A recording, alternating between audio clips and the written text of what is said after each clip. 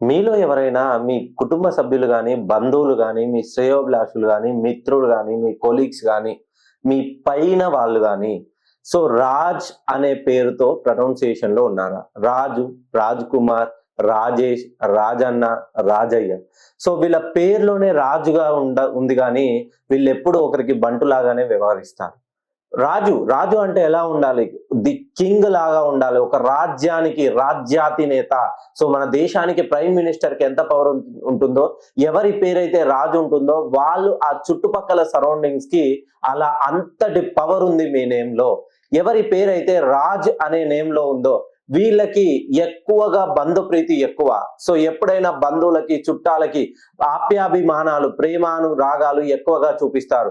మధ్యవర్తిత్వాలు చేసి మోసపోతారు. ఎవరైనా సహాయం అని మీ దగ్గరికి వస్తే మీ దగ్గర లేకున్నా మీ జేబులో నుంచి తీసి వేరే వాళ్ళ దగ్గర నుండి అప్పు చేసి ఇస్తారు. కొత్త సమస్యలను, కొత్త చిక్కులను మీరే కొని తెచ్చుకుంటారు.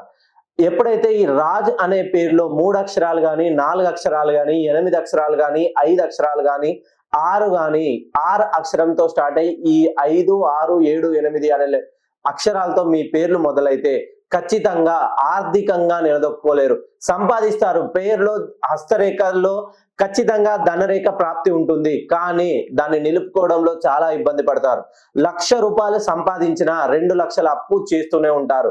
ఈఎంఐలు, లోన్లు, వడ్డీలు డబ్బు ఎంత తొందరగా తిరిగి వస్తుందో అంతే త్వరగా మీ జీవితం నుండి వెళ్ళిపోతుంది. ఖచ్చితంగా ఎవరి పేరైతే రాజ్ అని ఉంటుందో వీళ్ళకి 2 సంతానం ఉంటారు. మెయిన్‌గా వీళ్ళకి చిక్కులనే చెప్పాలి.